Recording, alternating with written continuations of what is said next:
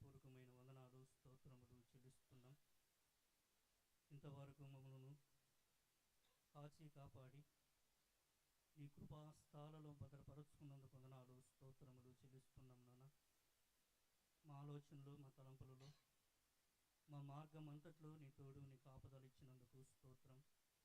మా పని భారాలలో నీవే సహకారిగా ఉండి సంరక్షించినందుకు స్తోత్రం. ఈ సాయంకాలం వేళ ప్రభువా, నీ సన్నిధి, నీ సవాసం మాకు అనుగ్రహించినందుకు వందనాలు స్తోత్రములు చెల్లిస్తున్నాం. ఎందరో యోగ్యత కలిగి ఉండి నీ సన్నిధిని ప్రభువా చేరనోళ్ళకపోయారు. ప్రభువా, మాకైతే ప్రభువా నీ సన్నిధి సవాసం ఇచ్చినందుకు మా హృదయపూర్వకమైన వందనాలు స్తోత్రములు చెల్లిస్తున్నాం. నాన్న, ఇది మా బలం, మా శక్తి ఎంత మాత్రం కాదు, కానీ కేవలం నీ కృప వలనే ప్రభువా మమ్మల్ని ఆలోచింపచేసి నీ సన్నిధికి నడిపించినందుకు వందనాలు స్తోత్రములు చెల్లిస్తున్నాం. ఇంతవరకు పాటల ద్వారా నీ నామమును మహిమపరుచుకున్నందుకు వందనాలు స్తోత్రములు. నాన్న, ప్రియ ప్రభువా, చేరువచ్చిన వారమైన మేము నీ మాటలు వినాలనే ఆశతో నీ పాద సన్నిధిలో కూర్చొని ఉన్నాం.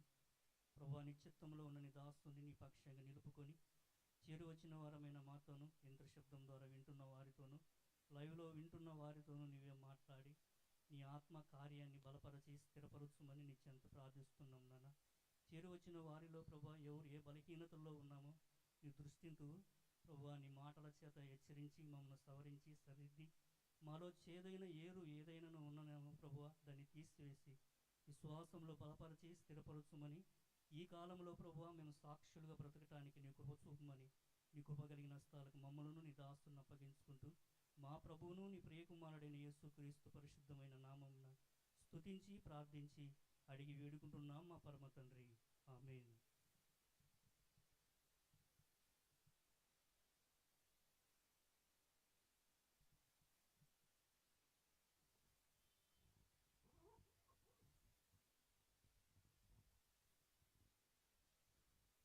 ప్రభునందు ప్రియ సహోదరి సహోదరులారా,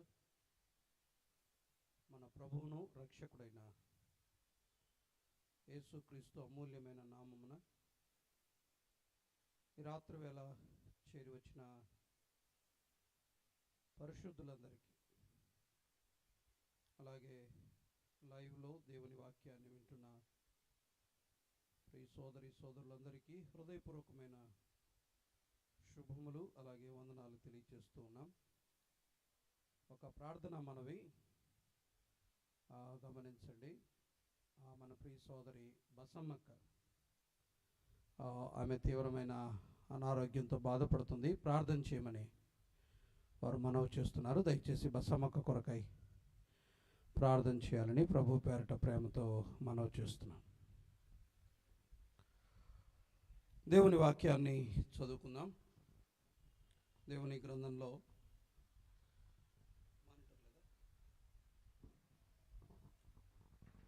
యాకోబు రాసిన పత్రిక 5వ అధ్యాయం. యాకోబు రాసిన పత్రిక 5వ అధ్యాయం. YouTube voice రావట్లేదన్నా?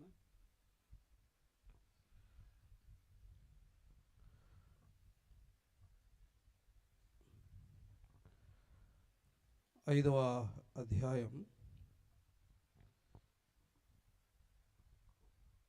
12వ వచనం నుండి, క్షమించండి 13వ వచనం నుండి చదువుకుందాం.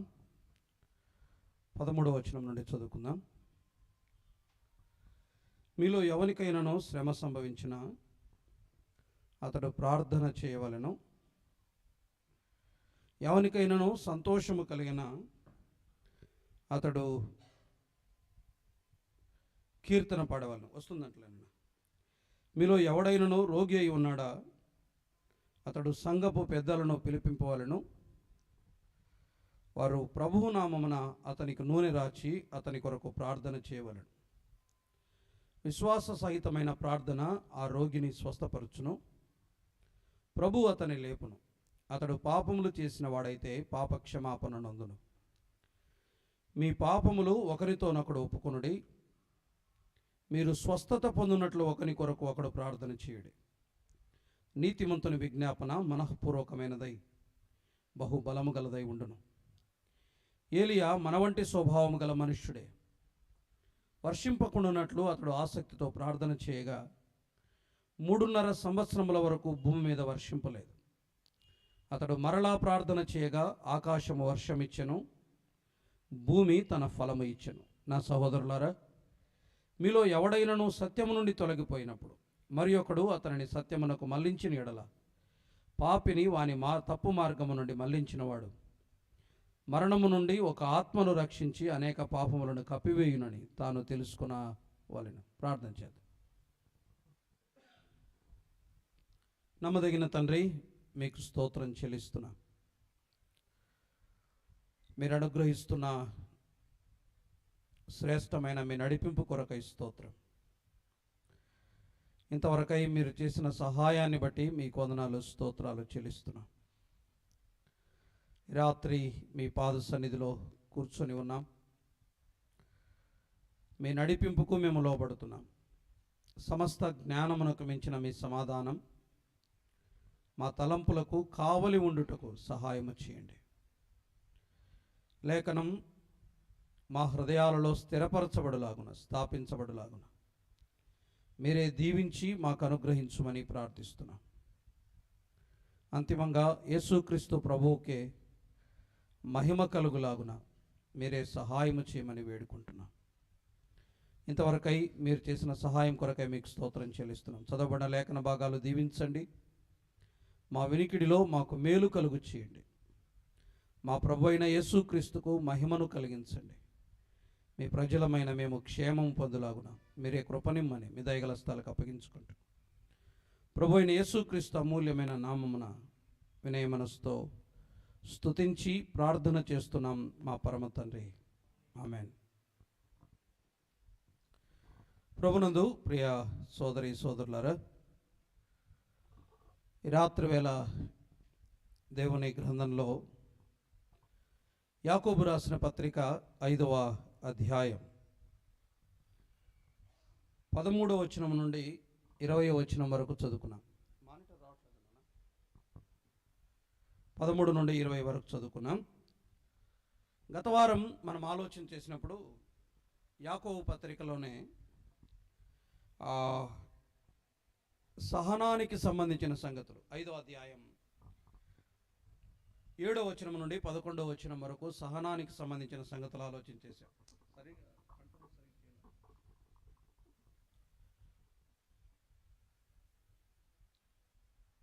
అదే ఇప్పుడు కావాలన్నమాట సహనం. రైట్.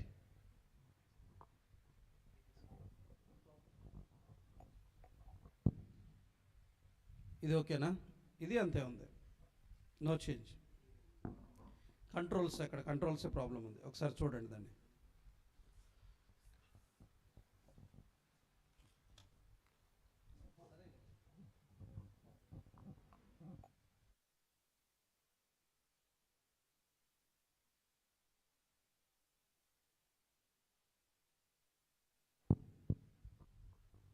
రైట్. మానిటర్ రావట్లా. యాకోబు రాసిన 5వ అధ్యాయం 12 నుండి 20 వచనాలు మనం చదువుకున్నాం. మానిటర్ అడుగుతున్నాను నేను. సరే, రాకపోతే వదిలేసి.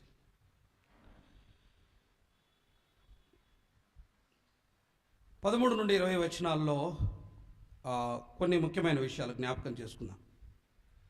మీరే గమనించండి. ఒక మాట మనకు గతంలో ఓపిక, సహనం అనే పదం ఎలా రిపీట్ అయిందో 13వ వచనం నుండి 20వ వచనం వరకు కూడా ఒక పదం రిపీట్ అయింది. చెప్తారు ఏదైనా?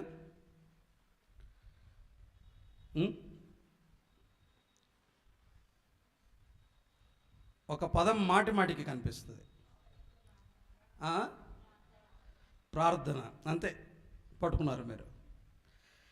రిపీటెడ్ వర్డ్స్ కొన్ని ఉంటాయి, సారికి పునరావృతమైనటువంటి పదాలు, మరలా ప్రస్తావించబడిన పదాలు ఉంటాయి. 5వ అధ్యాయంలో ఈ టాపిక్ అంతా ఒకదానికొకటి సంబంధం లేనట్టుగా ఉంటుంది, కానీ అన్నీ ఒకదానికొకటి సంబంధం కలిగి ఉన్నాయి. ధనవంతులను గురించి మొదటి 6 వచనాల్లో చెప్తూ 6వ వచనాన్ని ఎలా ముగించాడు? మీరు నీతిమంతుడైన వారిని శిక్ష విధించి చంపుదురు అని ధనవంతులపై ఒక ఆరోపణ, అంటే అది వాస్తవమే, ఆ మాట జ్ఞాపకం చేశాడు యాకోబు. అయితే నిరపరాధి అయిన ఒకడు నిష్కారణంగా హింసించబడుతున్నప్పుడు, నిరపరాధి అయిన వాడు శ్రమ పెట్టబడుతున్నప్పుడు, శ్రమ పెట్టబడుతున్నటువంటి విశ్వాసులైన వారు శ్రమలో ఎలా సహనంగా ఉండాలో, ఎందుకు సహనంగా ఉండాలో 7 నుండి 12 వచనాల్లో జ్ఞాపకం చేశాడు. రైట్. శ్రమలో ఉండగా వారు సహించమని చెప్పాడు. మళ్ళీ వెంటనే మరొక పరిష్కారాన్ని కూడా చూపించాడు. శ్రమను సహించండి అని చెప్పిన యాకోబు శ్రమకు మరొక పరిష్కారాన్ని కూడా జ్ఞాపకం చేశాడు. 13వ వచనం నుండి ఏమని ప్రారంభించాడు చూడండి. మీలో ఎవరికైనానో శ్రమ సంభవించినా అతడు ప్రార్థన చేయవలనని ప్రారంభించాడు. అక్కడ 3 క్వశ్చన్స్ కనిపిస్తాయి, 3 ప్రశ్నలు. ఏంటవి? శ్రమ సంభవించనా అని అన్నాడు. రెండవ తర్వాత మరలా ఏమన్నాడు? మీలో ఎవడైనాను ఎవరికైనా సంతోషము కలిగినా అని అన్నాడు. మళ్ళీ దానికి ఆన్సర్ చెప్పాడు. మరల తర్వాత ఏమన్నాడు? మీలో ఎవడైనాను రోగి అయి ఉన్నాడా అన్నాడు. మళ్ళీ దానికి ఆన్సర్ చెప్పాడు. అయితే అక్కడ తెలుగులో తర్జుమా చేయబడిన పదాలలో కొంత వ్యత్యాసం ఉంది, కానీ మనం వాటిని సరళంగా ఆలోచన చేయడానికి ఈ రాత్రి మనం ప్రయత్నం చేయబోతున్నాం. 13 నుండి 20 వచనాలకు మనం ఒక పదాన్ని పెట్టుకోవచ్చు. శ్రమ నొందుతున్నటువంటి విశ్వాసులకు భక్తుడైన యాకోబు చూపుతున్న పరిష్కారాలు ఏంటంటే, అంతటికి ఒక టైటిల్ పెట్టుకుంటే, మన జీవితాలు దైవాధారిత జీవితాలు, దేవునిపై ఆధారపడే జీవితాలు. Totally we are dependent people. మనం పూర్తిగా దేవునిపై ఆధారపడి బ్రతికే వాళ్ళం. లోకం దీన్ని మానసిక దౌర్బల్యత అనొచ్చు, లేకపోతే చేతగానితనానికి వీరు పెట్టుకున్న పేరు దేవుడు అనొచ్చు. కానీ యుగాల తరబడి, తరాల తరబడి ఆయనను ఎరిగిన వారు ఆయనపై ఆధారపడుతూ బ్రతుకుతూ వచ్చారు.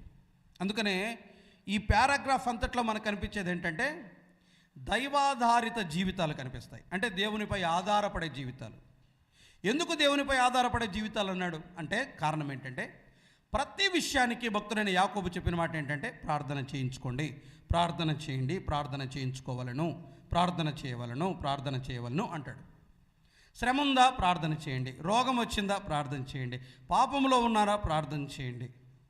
మాటి మాటికి ప్రార్థన అంటాడు. ప్రాబ్లం ఏదైనా కానీ, అక్కడ చాలా ప్రాబ్లమ్స్ చెప్పాడు. ప్రాబ్లం ఏదైనా కానీ భక్తుడైన యాకోబు చూపించినటువంటి పరిష్కారం ఏంటంటే, జస్ట్ ప్రే, ప్రార్థన చేయండి అన్నాడు. రైట్. ఈ రాత్రి మనం ఆలోచన చేయబోతున్న సంగతులు ఏంటంటే, 13 నుండి 20 వచనాలలో 3 సంగతులు కనిపిస్తాయి. ఒకటి, ప్రార్థన విధములు కనిపిస్తాయి, లేకపోతే ప్రార్థనలో రకాలు కనిపిస్తాయి. అది మొదటి విషయం మనం ఆలోచన చేయబోతున్నాం. రెండవది, ప్రార్థన విధానము కనిపిస్తుంది. రెండవది, ప్రార్థన విధానము. మూడవది, ప్రార్థన ప్రభావము కనిపిస్తుంది. మూడవది, ప్రార్థన ప్రభావం. 3 విషయాలు ఆలోచించేద్దాం. ఒకటేంటి? ప్రార్థన విధములు. ఎన్ని విధములు ప్రార్థన అంటే అక్కడ చెప్పాడు ఆయన. లేకపోతే ప్రార్థన రకములు, ప్రార్థన విధములు లేకపోతే ప్రార్థన రకములు. 2, ప్రార్థన విధానము, ఏ విధంగా ప్రార్థన చేయాలో కూడా చూపించాడు. మూడవది, ప్రార్థన ప్రభావము లేకపోతే ఫలితము, ప్రార్థన విజయాలు. ఈ వచనాల్లో మనకు కనిపించే 3 విషయాలు, అన్ని వచనాల్ని మనం టచ్ చేద్దాం. చాలా సింపుల్ స్టడీ. ముందు ప్రార్థన విధములు చెప్పాడు. అందుకనే ప్రార్థనకు మనం మరొక పేరు ఏమని పెట్టుకున్నామంటే, దైవాధారిత జీవితాలు. ప్రాబ్లం ఏదైనా కానీ పోయి దేవునిపై ఆనుకోండి అంటాడు భక్తుడైన యాకోబు. మీ ప్రాబ్లం ఏంటి?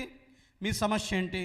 రోగమా, శ్రమనా, పాపమా, బలహీనత, సమస్య ఏదైనా కానీ జస్ట్ సింప్లీ ఆయన ఇచ్చిన సలహా ఏంటంటే, దేవునిపై ఆధారపడండి, దేవునిపై ఆనుకోండి. చాలా సులభమైన సొల్యూషన్. పూర్తిగా దేవునిపై ఆనుకోండి, దేవునిపై ఆధారపడండి. అర్థం కావడానికి మాట్లాడుకుందాం. మన ఇంట్లో చిన్నపిల్లలు వాళ్ళ ప్రాబ్లమ్ని ప్రాబ్లమ్గా ఫీల్ అవ్వరు. ఎందుకో తెలుసా? కడుపు నొచ్చింది అనుకోండి, సింపుల్గా ఎవరికి వచ్చి చెప్తారు? మనకు వచ్చి చెప్తారు. పూర్తి మనపై డిపెండ్ అయిపోతారు, ఆధారపడతారు. చూసుకుంటాడు, నాన్న చూసుకుంటాడు. జ్వరం వచ్చింది, ఒక చార్ట్ కొనాల్సి వచ్చింది, డబ్బు అవసరమైంది, ఫీజు కట్టాలా, ఎక్కడికి వస్తారు? నేరుగా టెన్షన్ పడరు. ఇప్పుడు నేను ఫీజు ఎట్లా కట్టాలా, టర్మ్ ఫీజు కట్టాలా, ఈరోజు స్కూల్లో పిల్లలకి టెన్షన్ ఉండదు. చార్ట్ కొనుక్కోవాలా, ఎట్లబ్బా ఇప్పుడు నేను చార్ట్ ఎక్కడి నుంచి తెచ్చుకోవాలా, డబ్బులు ఎక్కడి నుంచి వస్తాయి, టెన్షన్ ఉండదు. పిల్లలు ఏమైనా టెన్షన్ పడతారా? ఎంత పెద్ద కోరికన్నా కాదు, సింపుల్గా వస్తారు, పిటిషన్ ముందు పెడతారు, నాకు ఇది కావాలి అని. ఇంకంతే, వాళ్ళు ప్రశాంతంగా ఉండిపోతారు. వాళ్ళు పూర్తిగా మనపై ఆధారపడినవారు. విశ్వాసులమైన మనము కూడా పూర్తిగా దైవాధారిత జీవితాలు మనవి. ప్రాబ్లం ఏదైనా కానీ నేరుగా ప్రభు దగ్గరికి వెళ్ళటం, చెప్పడం. యాకోబు పత్రికలో సారికి చూపించిన సొల్యూషన్ అదే, ప్రార్థన చేయండి, ప్రార్థన చేయండి, ప్రార్థన చేయండి అంటాడు. చివరి అధ్యాయాన్ని అద్భుతంగా ముగిస్తూ కూడా దేంతో ముగించాడో తెలుసా? ఆయన ప్రార్థనతో ముగించాడు. ప్రారంభంలో ఏం చెప్పాడో తెలుసా? ఒకసారి చూడండి, యాకోబు రాసిన పత్రిక 1వ అధ్యాయం 5వ వచనం. మీలో ఎవనికైనాను జ్ఞానము కొదువుగా ఉన్న ఎడల ఏమన్నాడు? అతడు దేవుని అడుగవలెను అంటాడు. మీకు ఎవరికైనా కొదువుగా ఉందా? దేవుణ్ణి అడగండి అని అంటాడు. 2వ అధ్యాయంలో అంటాడు, మరలా ప్రార్థననే ఫోకస్ చేస్తాడు. 3వ అధ్యాయంలో అంటాడు, దేవుణ్ణి అడగండి అంటాడు. 4వ అధ్యాయంలో అంటాడు, దేవుణ్ణి అడగండి అంటాడు. 5వ అధ్యాయంలో ఫుల్గా చెప్పాడు, పూర్తిగా దాదాపు 13 నుండి 20 వచనాల్లో మాటి మాటికి. 13లో ఏమన్నాడు? ప్రార్థన అన్నాడు. 14లో ఏమన్నాడు? ప్రార్థన అని అన్నాడు. 15లో ఏమన్నాడు? ప్రార్థన అని అన్నాడు. 16లో ఏమన్నాడు? ప్రార్థన అని అన్నాడు. 17లో ఏమన్నాడు? ప్రార్థన అన్నాడు. 18వ వచనంలో ఏమన్నాడు? ప్రార్థన అన్నాడు. మొత్తం ఎన్ని వచనాలు కనిపించాయి మనకు? 1, 2, 3, 4, 5, 6 వచనాల్లో 6 వచనాల్లో వచనానికి ప్రతి వచనంలో ఒక మాట కనిపిస్తుంది, ప్రార్థన, ప్రార్థన, ప్రార్థన అని కనిపిస్తుంది. ఫోకస్ చేసిందంటే ప్రార్థన చేయండి. నేను మళ్ళీ 5వ అధ్యాయం కాంటెక్స్ట్ చెప్తున్నాను. 5వ అధ్యాయం ప్రారంభ వచనాలలో విశ్వాసులైన వారు ధనవంతుల చేత శ్రమ పెట్టబడుతున్నారు, నిరపరాధులు నిందించబడుతున్నారు, శ్రమల గుండా వెళ్తున్నారు, నిష్కారణంగా శ్రమ పెట్టబడుతున్నారు. శ్రమ పెట్టబడుతున్న వారితో ఏమని చెప్పాడంటే సహించండి అని చెప్పాడు. అది మొదటి సొల్యూషన్. సెకండ్ సొల్యూషన్ ఏంటి చెప్పండి? సహించిన తర్వాత ఇంకొక పని చేయమన్నాడు. సహనం తర్వాత ఏం చేయమన్నాడు? ప్రార్థన చేయండి. సహించడం అంటే నోరు మూసుకొని ఉండమని చెప్పలా, నోరు మూసుకొని ఉండండి అతను ఎదుట. సహనం అంటే ఏమని డెఫినేషన్ ఇచ్చాం మనం, గుర్తుందా? సహనానికి మనం ఒక నిర్వచనం చెప్పుకున్నాం. ఏమని చెప్పాను చెప్పండి? మన ఎదురుగా మనకు నచ్చని పని, మనల్ని బాధ కలిగించే పని జరుగుతున్నా కూడా స్పందించకుండా ఉండటమే సహనం అని చెప్పుకున్నాం. గుర్తుందా? అది ఒరిజినల్ డెఫినేషన్. వాస్తవానికి బైబిల్లో రాయబడిన సహనానికి, ఓపికకు ఇవ్వబడిన నిర్వచనం అది. గ్రీక్లో పూర్తిగా మాట్లాడితే అది వస్తుంది. మన ఎదురుగా మన హృదయానికి నొప్పిని, బాధను కలిగించే పని మన ఎదురుగా జరుగుతున్నా మనం స్పందించకుండా మౌనంగా ఉండటం. అంటే మీరు మౌనంగా ఉండండి అన్నాడు. వాళ్ళ దగ్గర మౌనంగా ఉండమన్నాడు, కానీ ఇంకొక చోట మాట్లాడొచ్చు అని చెప్పాడు. ఎక్కడ మాట్లాడమన్నాడు? నీకు నొప్పి కలిగినప్పుడు ఎదుటి వ్యక్తితో మాట్లాడొద్దు అన్నాడు, భరించు మౌనంగా అన్నాడు. కానీ ఎక్కడొచ్చి మాట్లాడమన్నాడు? దేవుని దగ్గర వచ్చి మాట్లాడండి అన్నాడు. మీకు ఏమి బాధ కలిగినా వాళ్ళ దగ్గర ఏం మాట్లాడద్దు.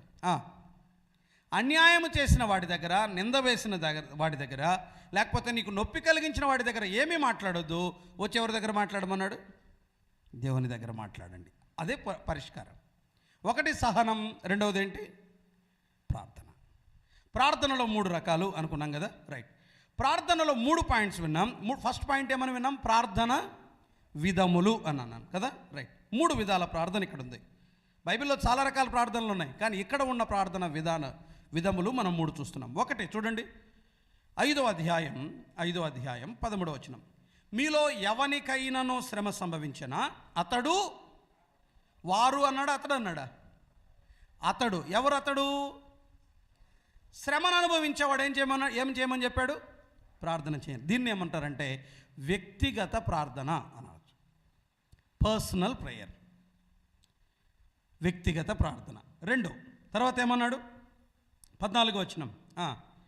మీలో ఎవడైనానో రోగి అయి ఉన్నాడా, అతడు సంఘ పెద్దలను పిలిపింపవలను, అతడు ప్రభువు నామమున అతనికి నూనె రాచి అతని కొరకు ప్రార్థన చేయవలను. ఇదేంటి చెప్పండి? సంఘ ప్రార్థన. దీనికి ఒక టైటిల్ పెట్టుకోవచ్చు. సంఘం కూడా ఏం చేస్తుంది చెప్పండి? ప్రార్థన చేస్తుంది. మూడవది 16వ వచనం. మీ పాపములు ఒకనితోనొకడు ఒప్పుకొనుడి, మీరు స్వస్థత పొందినట్లు ఒకని కొరకు ఒకడు ప్రార్థన చేయడం. దీన్ని ఏమని పేరు పెట్టచ్చు చెప్పండి? సహోదర ప్రార్థన. ఒకరికొకరు ప్రార్థన చేసుకోవడం. పర్సనల్గా నేను ఫోన్ చేసి చెప్తాను, అన్న కొంచెం నా కొరకు ప్రార్థన చేయరా.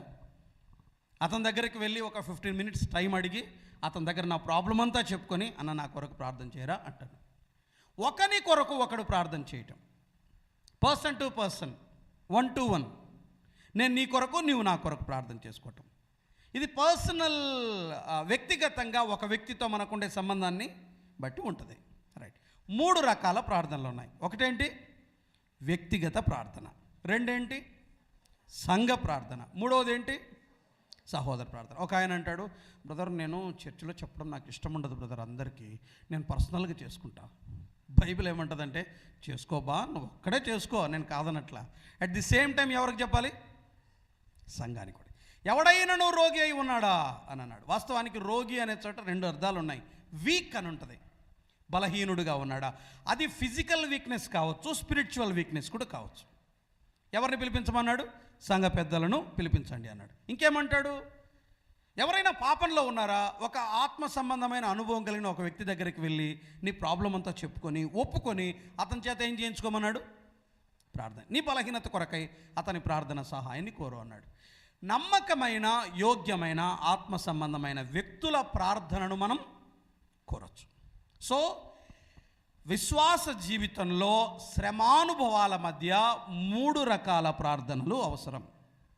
ఏవి? వ్యక్తిగత ప్రార్థన ఉండాలి, సంఘ ప్రార్థన ఉండాలి, సహోదరులుగా ఒకరికొకరు ప్రార్థన చేసుకోవటం కూడా ఉండాలి. లేదన్నా నేను ఇంకొక బ్యాచ్ ఉంటుంది, వీళ్ళు వ్యక్తిగతంగా చేయరు, ప్రాబ్లం అంతా మొత్తం సంఘంలో ఇసిరేస్తారు. మీరు చేసుకోండి, పిటిషన్ పెడతారు, ప్రశాంతంగా వాళ్ళ పని వాళ్ళే తింటుంటారు, తిరుగుతుంటారు. ఒక్క మాట యానాడు మోకరించడం ఉండదు. ఏమనుకుంటారు? వాళ్ళ లెక్కలో ఏం చెప్పండి? సంఘం ప్రార్థన చేస్తుంది. ఇలాంటి వాళ్ళ కోసం కొన్ని వెలిసాయి. ఏంటవి చెప్పండి?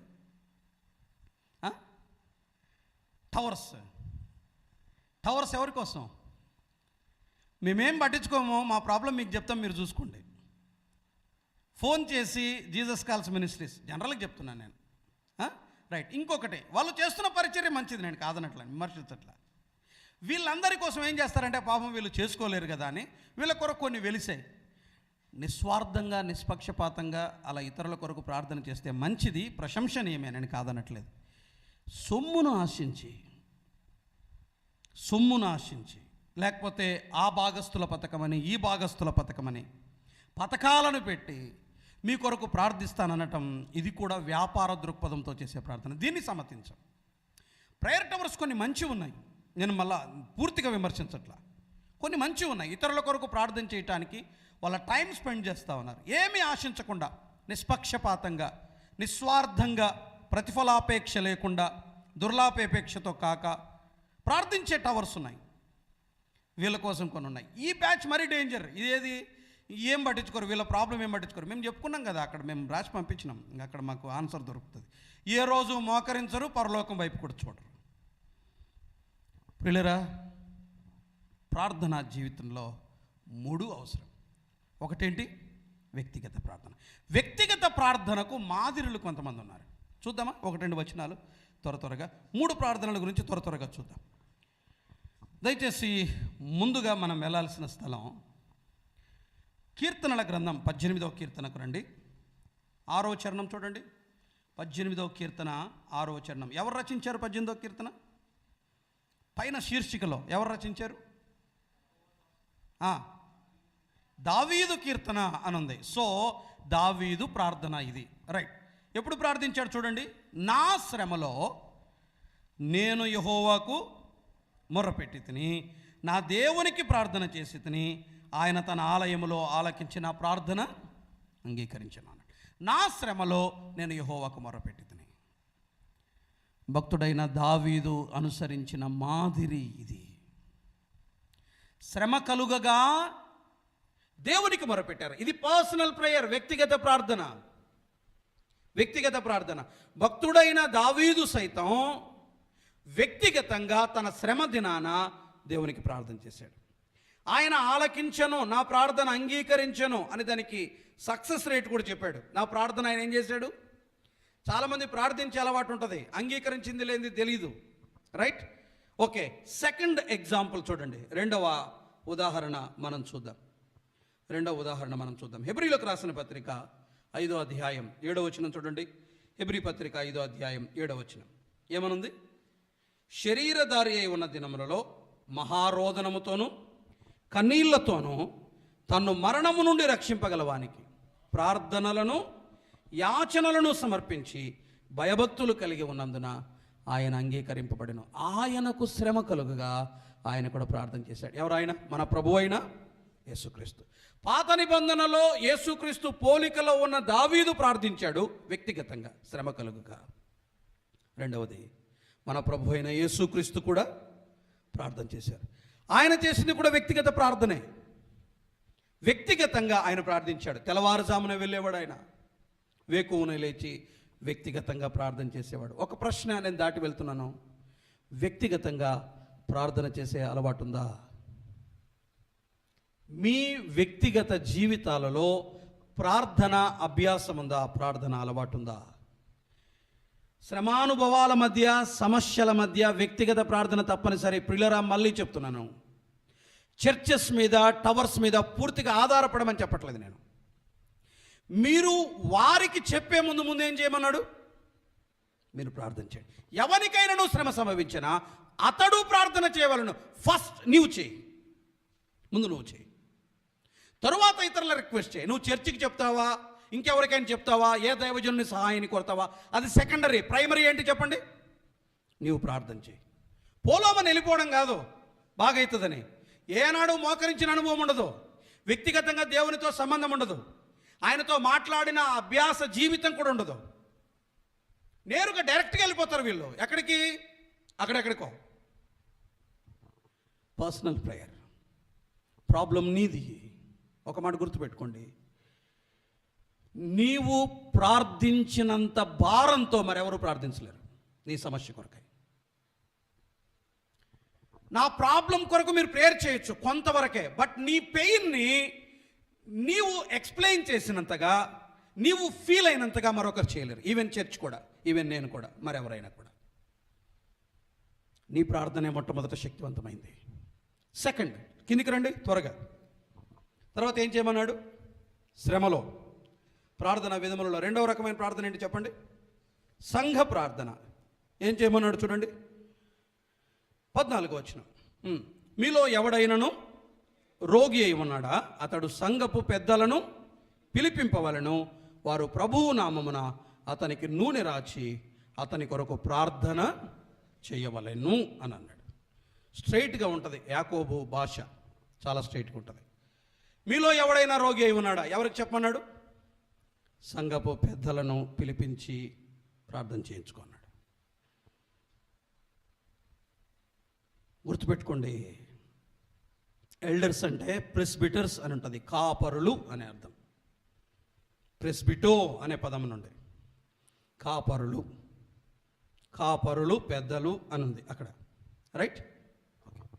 ఎవరికైనా రోగం వచ్చినా, మీలో ఎవడు రోగి అయినా సంఘ పెద్దల్ని పిలిపించి ప్రార్థన చేయాలి అని.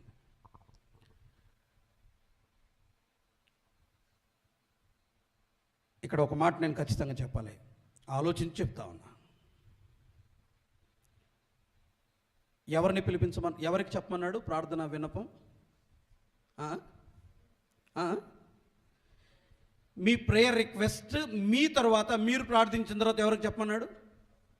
సంఘ పెద్దలకు, అంటే సంఘానికి, రైట్? సేవకునికి, కాపరికి, పెద్దలకు, నాయకులకు, బాధ్యత కలిగిన వారికి, రైట్? సంఘానికి చెప్పమన్నాడు.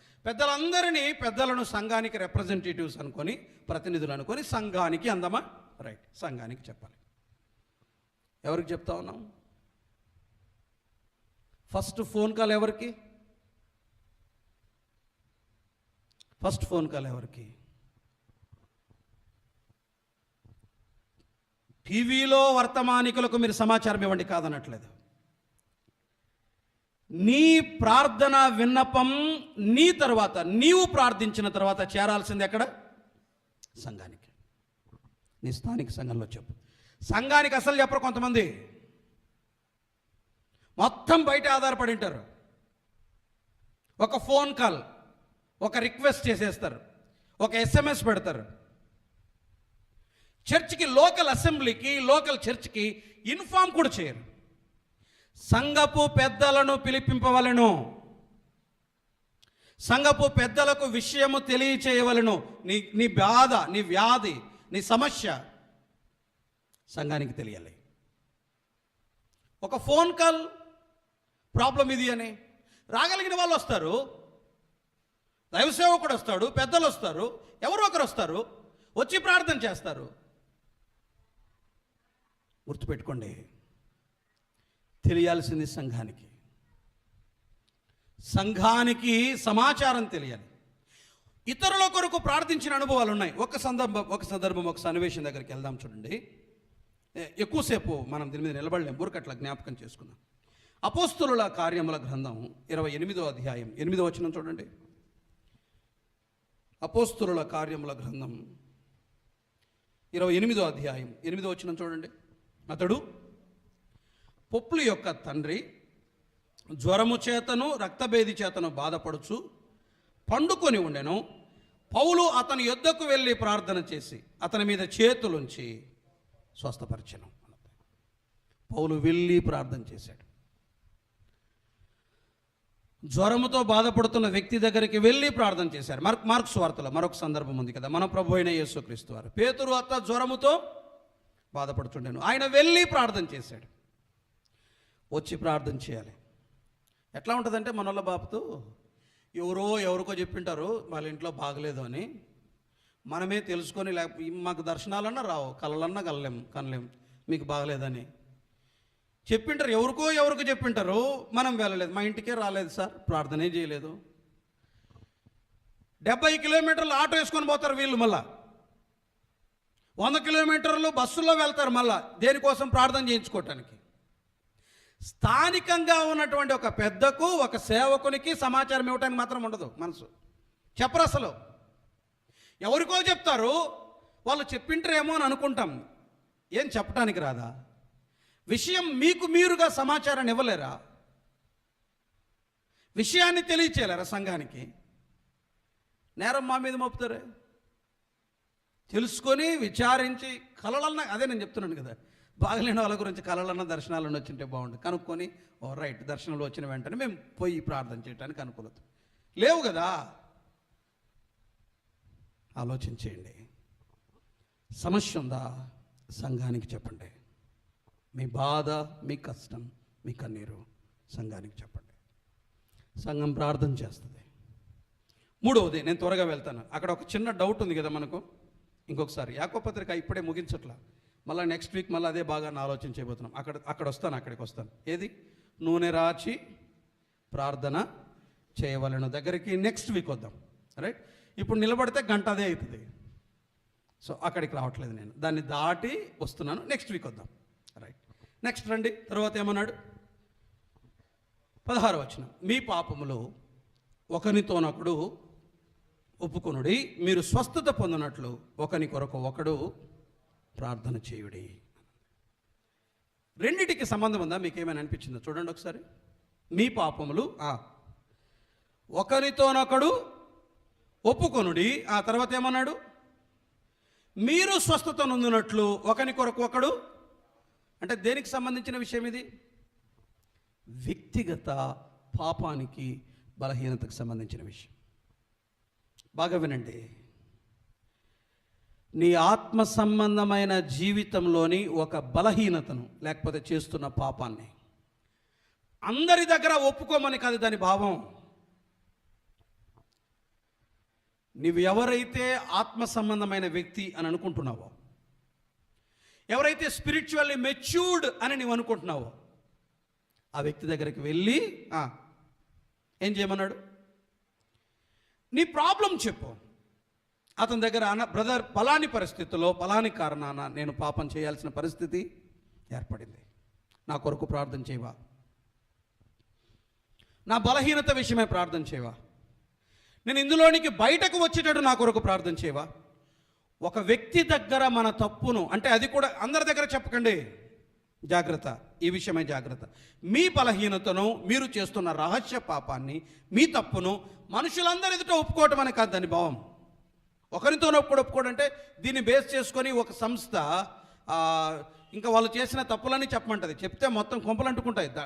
That is different. మళ్ళీ అది కూడా ఒక వివాదాస్పదమైన భాగమే. ఇక్కడ చాలా కాంట్రవర్షియల్ మ్యాటర్స్ ఉన్నాయి ఇంత సబ్జెక్ట్లో.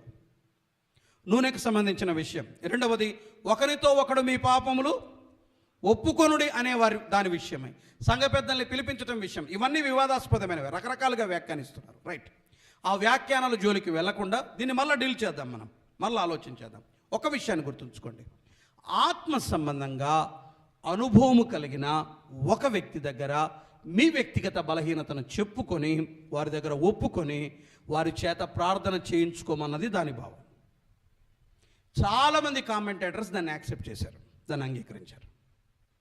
దాని అర్థం ఏంటంటే, ఎవరైతే స్పిరిచువల్లీ మెచ్యూర్డ్ అనుకుంటావో, ఆత్మ సంబంధంగా పలానా వ్యక్తి పరిపక్వమైన వాడు అని నీకు ఎవరి మీద అయితే అనిపిస్తుందో ఆ వ్యక్తి దగ్గరికి వెళ్ళి ఒప్పుకొని ప్రార్థన చేయించుకోమన్నాడు. మన బలహీనతల కొరకై, ఆత్మ సంబంధమైన బలహీనతల కొరకై ఇతరుల ప్రార్థన సహాయాన్ని కోరటం తప్పేమి కాదు. అడగండి, రిక్వెస్ట్ పెట్టండి, పిటిషన్ పెట్టండి. 3 డిఫరెంట్ ప్రేయర్స్ ఇవి.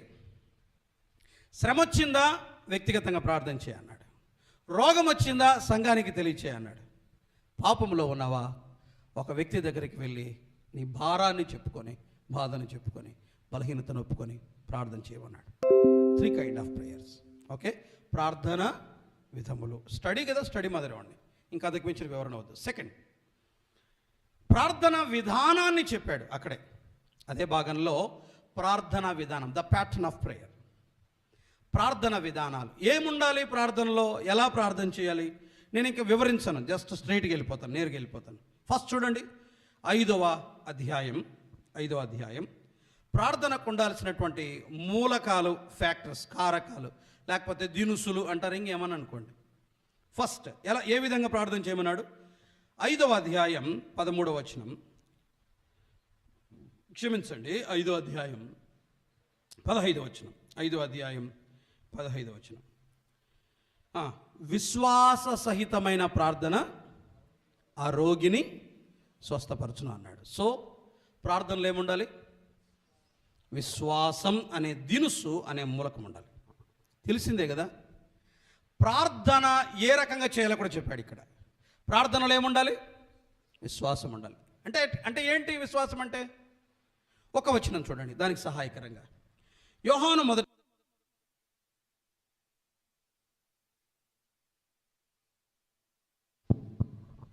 మొదటి పత్రిక 5వ అధ్యాయం 14వ వచనం చదువుతారు ఒకటి. యోహాను మొదటి పత్రిక 5వ అధ్యాయం 14వ వచనం, 14 నుండి. ఆయనను బట్టి మనకు కలిగిన ధైర్యం, ఆ మాట మర్చిపోదు. ఆయన చిత్తానుసారంగా మనం ఏమి అడిగినా ఆలకించును అనున్నది ఏ అనుంది. మనం ఆయన చిత్తానుసారంగా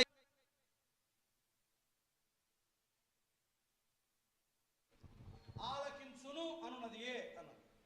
ఆయన ఆలకిస్తాడు. ఆయన చిత్తానుసారమైన ప్రతి ప్రార్థనను ఆయన ఆలకిస్తాడు అని మనం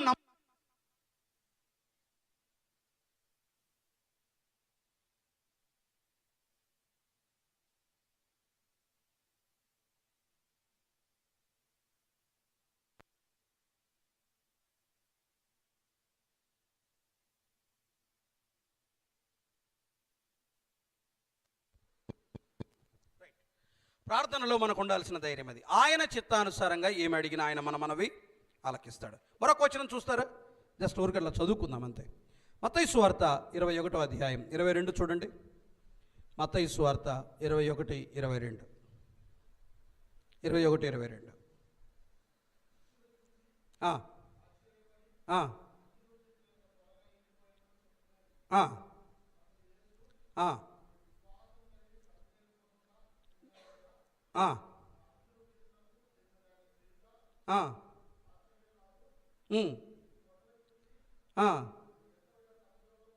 పడవేయబడునని చెప్పినా అలాగు జరుగును అని అన్నాడు. విశ్వాసరహితమైన ప్రార్థన.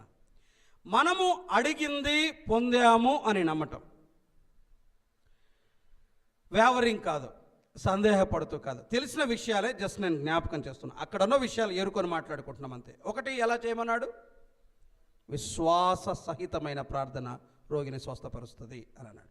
2, చూడండి అక్కడే అదే 5వ అధ్యాయం ఇంకెలా చేయమన్నాడు? 5వ అధ్యాయం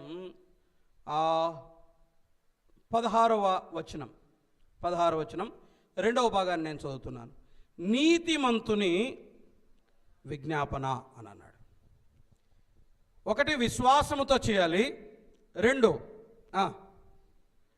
నీతిమంతులుగా ఉండి చేయాలి. యోహాను సువార్త 10వ అధ్యాయం తెలుసు కదా మనకు, 9వ అధ్యాయం 30వ వచనం ఏమని ఉంటుంది చెప్పండి? దేవుడు పాపుల మనవి ఆలకింపడని ఎరుగుదుము అన్నాడు. ఒక అద్భుతమైన వచనం ఉంది. ఈ వచనానికి సంబంధించి ఒక వచన భాగాన్ని చదువుకొని వద్దాం. ఒకసారి సామెతల గ్రంథం దగ్గరికి రండి. 15వ అధ్యాయం 29వ వచనం. సామెతల గ్రంథం 15:29 చూడండి త్వరగా. 15:29. భక్తిహీనులకు యెహోవా దూరస్తుడు. అంతే, భక్తిహీనులకు యెహోవా దూరస్తుడైతే ఎవరి ప్రార్థన అంగీకరిస్తాడు ఆయన? నీతిమంతుల ప్రార్థన. ఎందుకు జవాబు రావట్లా? విశ్వాసం లేదు. ఎందుకు జవాబు రావట్లా? భక్తిహీనులముగా ఉన్నాం కాబట్టి, దుష్టత్వములో ఉండి ప్రార్థన చేస్తున్నాం కాబట్టి. ఎవరు ప్రార్థించినా వింటాడు, ఎలా ప్రార్థించినా వింటాడు అనే ఒక చవకబారు ఆలోచన చేసేవాళ్ళు ఉన్నారు. నిజమే, ఆయన వింటాడు, నేను కాదనట్లేదు. బలహీనుడైపోయినా తప్పిపోయినా యోనా ప్రార్థన ఆయన అంగీకరించాడు. పాపములో ఉండి ప్రార్థన చేయటం వేరు, పాపములో కొనసాగుతూ ప్రార్థన చేస్తున్నారే వారిని గురించి. భక్తిహీనతలోనే ఏళ్ల తరబడి ఉండి మా ప్రార్థన ప్రభు వింటాడన్న ఆలోచనతో బ్రతుకుతున్నారే వారిని గురించి. ప్రార్థన విశ్వాసముతో కూడినదై ఉండాలి, ప్రార్థన నీతిమంతునిదై ఉండాలి. అక్కడే కింద ఉంది చూడండి, పక్కనే ప్రార్థన ఎలా ఉండాలన్నాడు? మనఃపూర్వకమైనదై ఉండాలి అని అన్నాడు. మనఃపూర్వకమైనదై, మనస్ఫూర్తిగా ప్రార్థన చేయాలి, మనఃపూర్వకంగా ప్రార్థన చేయాలి. ఒక వచనం చూడండి, ఒక వచనం కీర్తనల గ్రంథం 145వ కీర్తన 18-19 చరణాలు. కీర్తనల గ్రంథం 145వ కీర్తన 18-19 చరణాలు. 18-19 చరణాలు చదువుతారా? తనకు మొర్రపెట్టు వారికి అందరికీ మొర్రపెట్టువారు అన్నాడు. మళ్ళీ ఏమన్నాడు ఇప్పుడు? నిజంగా మొర్రపెట్టేవారికి. కొందరికి ప్రార్థన మంత్రాలు వల్లించినట్లు, అది వాళ్ళకి అది ఒక ఆచారం అయిపోతుంది. మోకరించడం ఒక ఆచారం. ప్రార్థన చేస్తారు, ఏం ప్రార్థన చేస్తారో వారికే తెలియదు, ఏం మాటలు ఉపయోగించుంటారో వారికే తెలియదు. గంట సేపు మోకరిస్తారు తెలియదు, 20 నిమిషాలు మోకరిస్తారు తెలియదు. కానీ మనఃపూర్వకంగా మనసు విప్పి మాట్లాడుకోవటం, లోపల హృదయంలో ఉన్నదంతా తెలియచేయటం భక్తులు చేశారు. అలాగో దానియేలు వెళ్ళి చేసింది అదే. 9వ అధ్యాయం దానియేలు గ్రంథం. సమూయేలు 2వ గ్రంథం 7వ అధ్యాయంలో దావీదు చేసింది అదే. మనఃపూర్వకంగా ప్రార్థన చేశారు. హిజ్కియా చేసింది అదే. మనస్ఫూర్తిగా వారి మనస్సు విప్పి హృదయపూర్వకంగా మనఃపూర్వకంగా ప్రార్థన చేశారు. అది నిజముగా ప్రార్థన చేయటం. తనకు మొర్రపెట్టు వారికి అంటూ మళ్ళీ ఇంకొక మాట ఏమన్నాడు?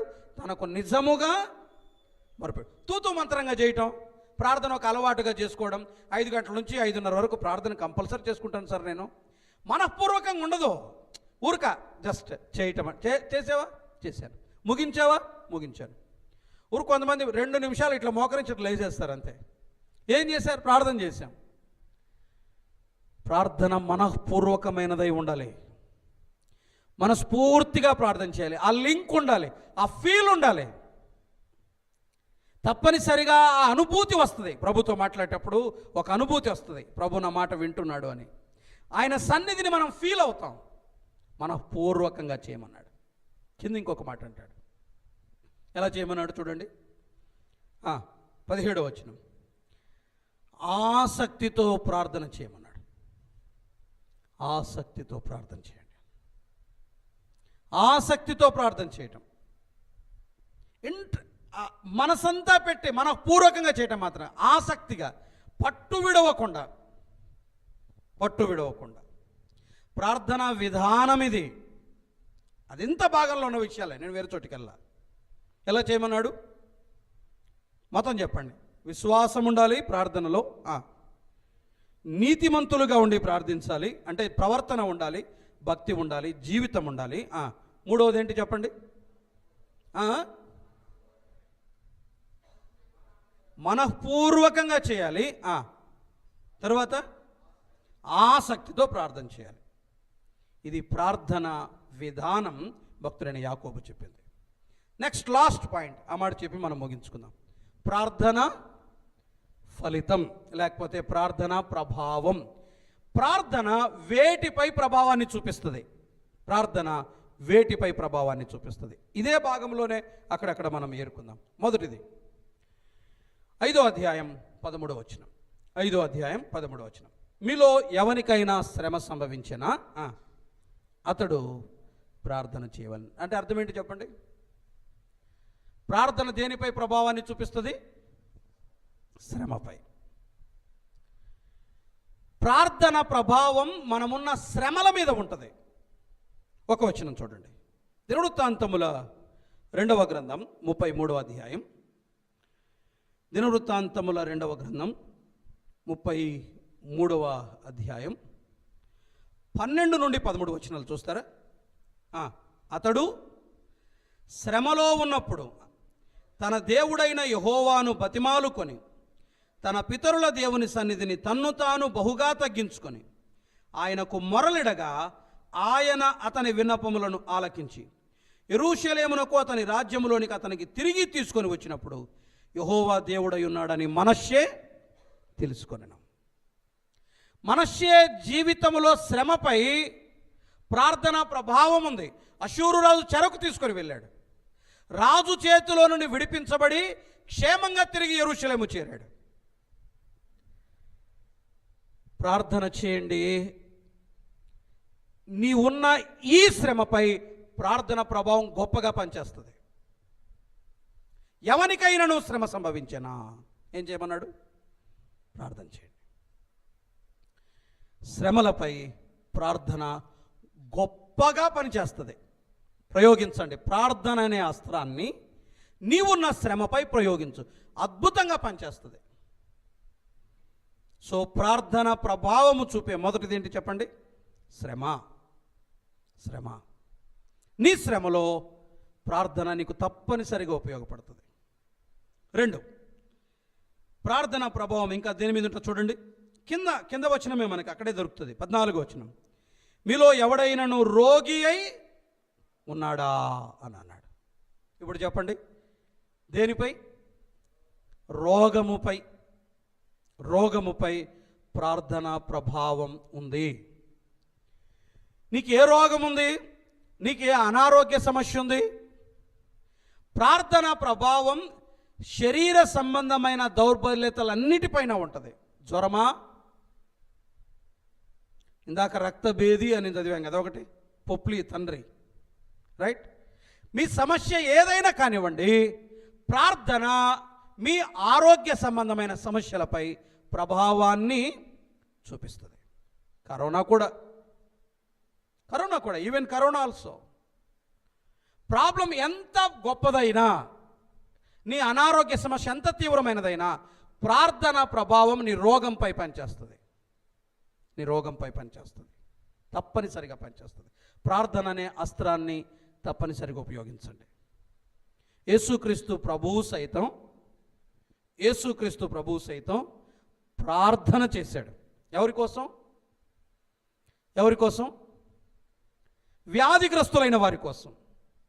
ఆయన ముట్టి బాగు చేసిన వారు ఉన్నారు. రెండవది, ఆయన ప్రార్థన చేసి బాగు చేసిన వారు ఉన్నారు. తండ్రి, నీవు నా మనవి విన్నందుకై నీ కృతజ్ఞతాస్తుతులు చెల్లిస్తున్నాను అంటాడు ఆయన స్వస్థపరిచిన తర్వాత. ఆయన ప్రార్థన చేశాడు. యేసుక్రీస్తు ప్రభు సైతం అనారోగ్యంతో ఉన్న వారి కొరకై ప్రార్థన చేశాడు. ప్రార్థన ప్రభావం మన ఆరోగ్య సమస్యలపై కూడా పనిచేస్తుంది ప్రార్థన. 3, యాకోబు రాసిన పత్రిక 5వ అధ్యాయం 16వ వచనం. మీ పాపములు ఒకరితోనొకడు ఒప్పుకొనుడి, మీరు స్వస్థత పొందినట్లు ఒకని కొరకు ఒకడు ప్రార్థన చేయడు. స్వస్థత అక్కడ వాడబడింది ఆత్మ సంబంధమైన స్వస్థతే, మీ స్పిరిచువల్ వీక్నెస్. 2, 3వది ఏంటో తెలుసా? మీ పరిశుద్ధ జీవితాలపై పనిచేస్తుంది. పాపములో ఉన్నారా, బలహీనులుగా ఉన్నారా, రహస్య పాపాలు జీవితాన్ని ఏలుబడి చేస్తున్నాయా, భక్తిలో కొనసాగలేకపోతున్నారా, ప్రభువును వెంబడించే విషయంలో వెనుదిరిగిపోయారా? ప్రార్థన చేయండి, పరిశుద్ధత సాధ్యం. తిరిగి మీ జీవితాలు క్రమపరచబడతాయి, లైన్లోకి వస్తారు, నమ్మకంగా జీవిస్తాం, యథార్థంగా బ్రతకడానికి వీలు పడుతుంది. ప్రార్థన మన పరిశుద్ధ జీవితాలపై ప్రభావాన్ని చూపిస్తుంది. వెల్లోన్ ఒక కోట్ ఉంది కదా, మనకు బాగా తెలుసు. ఏంటది? ప్రార్థన చేసేవాడు పాపము చెయ్యడు అని ఉంది. పాపము చేసేవాడు అంతే. ఇది ఉంటే అది ఉండదు, అది ఉంటే ఇది ఉండదు. ఇది సమ్మతితో కూడింది, దీన్ని సమ్మతించవచ్చు. అందరికి సెలవేనా అంటే దాదాపు అందరు చేతులు ఎత్తారు. మీకు సమ్మతమేనా అంటే తప్పకుండా సమ్మతమే అంటారు. ప్రార్థన మన పరిశుద్ధ జీవితాలపై ప్రభావాన్ని చూపిస్తుంది. ఎందుకు చాలామంది భక్తిహీనులుగా ఉన్నారు? ఎందుకు బలహీనతలతో ఉన్నారు? ఎందుకు నమ్మకంగా వెంబడించలేకపోతున్నారు? ఎందుకు సారిసారిగా పతనం అయిపోతున్నారు? ఏమి లేక? ప్రార్థన లేక. ప్రార్థన మీ పరిశుద్ధ జీవితాలపై ప్రభావాన్ని చూపిస్తుంది. 4వది చూడండి, 5వ అధ్యాయం యాకోబు రాసిన పత్రిక 17వ వచనం. ఏలియా మన వంటి స్వభావం గల మనుష్యుడే, వర్షింపకుండునట్లు అతడు ఆసక్తితో ప్రార్థన చేయగా. తర్వాత ఏమనుంది? 18వ వచనం. అతడు మరలా ప్రార్థన చేయగా ఆకాశము వర్షమిచ్చెను. అర్థమయ్యే భాషలో చెప్పుకుందాం. పరిసరాలపై, మన చుట్టూ ఉండే పరిస్థితులపై, పరిసరాలపై ప్రార్థన ప్రభావవంతంగా పనిచేస్తుంది. నువ్వు ఉండే సర్కమ్స్టెన్సెస్. వర్షం లేదు, వర్షం కొరకు ప్రార్థన చేస్తే వర్షం ఇస్తాడు ఆయన. ఇప్పుడు ప్రార్థన చేయాలి. ఇప్పుడు మళ్ళీ మనం ఏలియాలు కావాలి. దేనికోసం? హైదరాబాద్ మునిగిపోయే పరిస్థితిలో ఉంది. వర్షింపకుండునట్లు ప్రార్థన చేయాలి. ఇప్పుడు ఈ పరిస్థితులు కూడా వస్తాయంటే వస్తాయి. మరి ఇంకొద్దు ప్రభువా, వర్షం ఆపువా ప్రభువా, ఇంకా చాలు చేయి ప్రభువా, తట్టుకోలేకపోతే. ఎవరికి తెలుసా? నిండా మునిగిపోయి ఇండ్లు, కార్లు కొట్టుకొని పోయి, రోడ్లు పాడైపోయి, తిండి లేక అల్లాడిపోతుంటారు. వాళ్ళు ఏమని ప్రార్థన చేస్తుంటారు చెప్పండి? వర్షం ఆపువా ప్రభువా, వర్షం ఆపువా. పరిస్థితులను నియంత్రించగలిగిన శక్తి ప్రార్థనకు ఉంది. ప్రార్థన సింహపు నోళ్లను మూయించగలదు. ప్రార్థన వర్షాన్ని రప్పించగలదు. ప్రార్థన వర్షాన్ని ఆపగలదు. ప్రార్థన తుఫానును నియంత్రించగలదు. ప్రార్థన నీ చుట్టూ ఉండే పరిస్థితులపై, పరిసరాలపై ప్రార్థన ప్రభావం ఉంటుంది, పని చేస్తుంది. ప్రార్థన చేయండి. ఇంకా దొరకంది ఏం చెప్పండి ప్రార్థనలో? అన్నిటికీ ఏంటికి చెప్పండి? అన్నిటిపై ఏం చేయగలదు ప్రార్థన? ఏం చేయగలదు? ప్రభావవంతంగా పని చేయగలదు. ఉపయోగించవచ్చు, ఈ అస్త్రాన్ని ఉపయోగించవచ్చు. ప్రార్థన ప్రభావం, ప్రార్థన ఫలితం, ప్రార్థన విజయాలు. ఇవి 3 విషయాలు ఆలోచించేశాం ఈ రాత్రి. 1, ప్రార్థన విధములు. ఎన్ని విధాలు? వ్యక్తిగత ప్రార్థన, సంఘ ప్రార్థన, సహోదరులుగా ఒకరికొకరు ప్రార్థన చేసుకోవటం. 3 ఉండాలి. 3 ఉండాలి. ఒక ప్రేయర్ పార్ట్నర్ని లైఫ్లో సెలెక్ట్ చేసుకోండి. ఒకరికొకరు ప్రాబ్లం షేర్ చేసుకోండి. ఒకరికొకరు ప్రార్థన చేసుకోండి. అవసరం. We need prayer partners. మీ మనవి సంఘానికి చెప్పండి.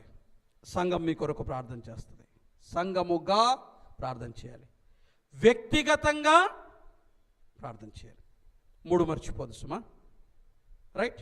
2వది ప్రార్థన విధానం, విశ్వాసం, నీతి, మనఃపూర్వకమైన ప్రార్థన, ఆసక్తితో కూడిన ప్రార్థన. ప్రార్థన చేసేటప్పుడు ఈ 4 ఉన్నాయో లేదో ఒకసారి చెక్ చేసుకోండి. రైట్? మీరు ప్రార్థించేటప్పుడు విశ్వాసంతో చేస్తున్నామా, ఎక్కడైనా పొరపాటు ఉందా ఒకసారి చెక్ చేసుకోండి. రెండవది ఏంటి చెప్పండి?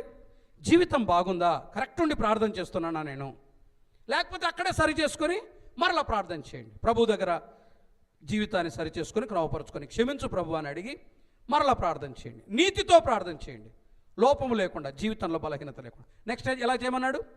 చేస్తే మనఃపూర్వకంగా మాట్లాడు. మనం మాట్లాడితే కొంతమంది వ్యక్తులతో మనస్ఫూర్తిగా మాట్లాడతాం, మనకి ఇష్టమైన వాళ్ళు దొరికితే మనస్ఫూర్తిగా, ఎక్కడెక్కడో మనసు పెట్టి మాట్లాడు. ఇష్టం లేని వాళ్ళు ఉంటే ఫోన్ ఇట్లా చూసుకుంటా, ఈరోజు నేను డాక్టర్ దగ్గర పోయినా,